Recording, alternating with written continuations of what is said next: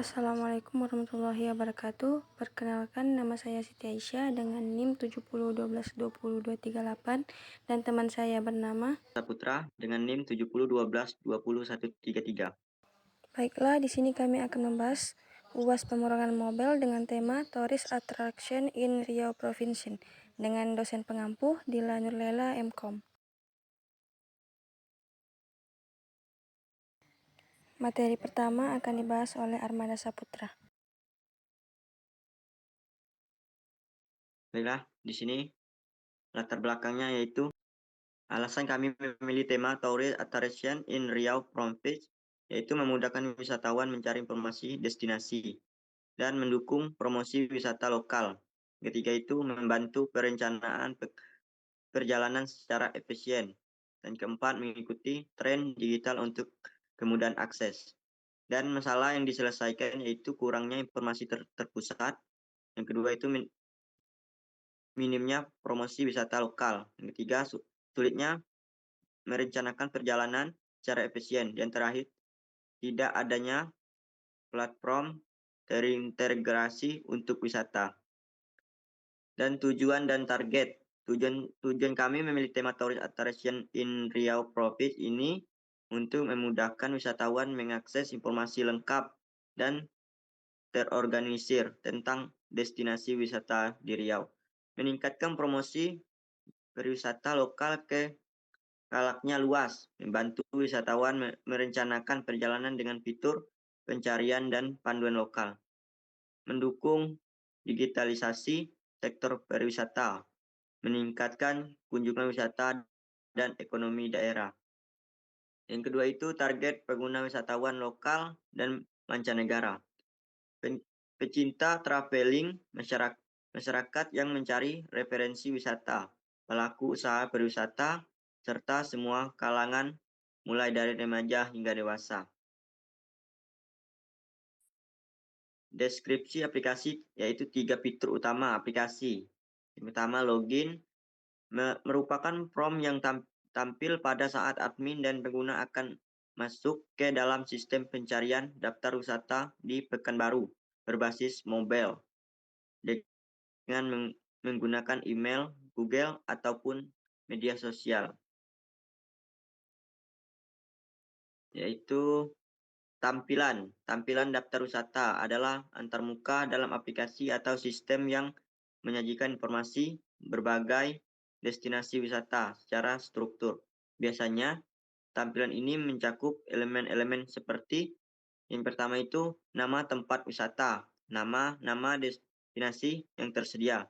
Yang kedua, gambar atau ikon, foto atau visual untuk menarik perhatian pengguna. Dan yang ketiga, kategori, jenis wisata seperti alam, budaya, kuliner, atau sejarah. Yang terakhir, exit, menu logout dari aplikasi.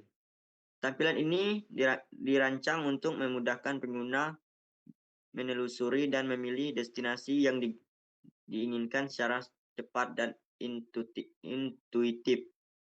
Ini tampilan pencarian, yaitu pencarian memungkinkan pengguna menemukan destinasi wisata tertentu berdasarkan nama, kategori, seperti wisata alam atau budaya, lokasi atau fitur khusus lainnya, sehingga mempercepat proses menemukan tempat yang diinginkan. Teknologi yang akan digunakan yaitu aplikasi ini menyediakan fitur halaman login, daftar wisata, pencarian tempat wisata, dan lain-lain. Yang pertama itu pengembangan API, penghubung yang memungkinkan berbagai aplikasi berbagi data dan fungsi secara efisien. Yang kedua itu integrasi fitur peta, platform, Google Map atau Netflix untuk menampilkan lokasi destinasi wisata.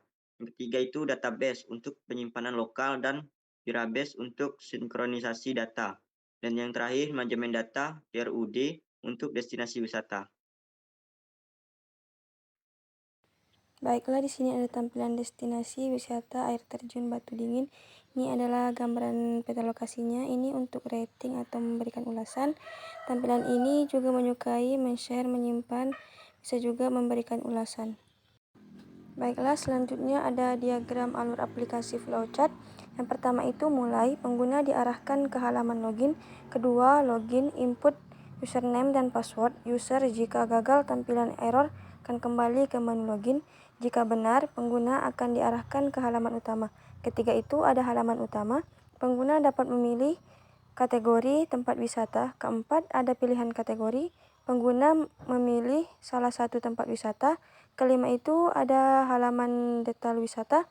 Setelah memilih tempat wisata, pengguna akan diarahkan ke halaman detail wisata yang menampilkan informasi tentang destinasi.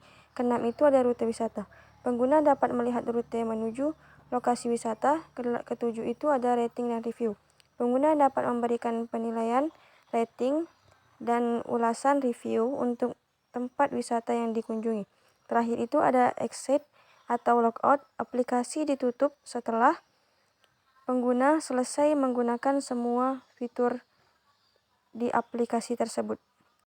Selanjutnya, ini ada estimasi waktu pengerjaan. Pertama itu perencanaan, diskusi dengan stakeholder untuk memahami kebutuhan identifikasi fitur utama seperti daftar tema wisata, pantai cagar budaya, dan lain-lain. Informasi fasilitas, akomodasi kuliner, transportasi, fitur pemetaan menggunakan Google Maps, sistem pencarian dan fitur review dan rating pengguna, dokumentasi kebutuhan. Kedua itu ada desain. Membuat desain antarmuka pengguna UI dan UX, pemilihan warna, icon, dan gaya aplikasi, mendesain database, merancang arsitektur aplikasi, struktur modul, memilih teknologi dan tools yang digunakan Android Studio dan Firebase, dan lain-lain. Pengembangan front-end development, membuat tampilan layar aplikasi, implementasi navigasi antara halaman.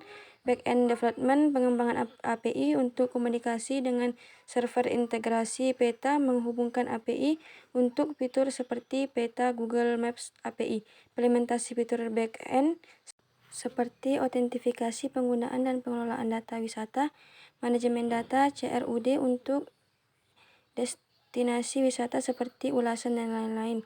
Integrasi fitur utama, pencairan lokasi wisata berdasarkan kategori jangka atau harga, sistem login yang digunakan email, Google, atau media sosial. Terakhir itu ada pengujian unit untuk setiap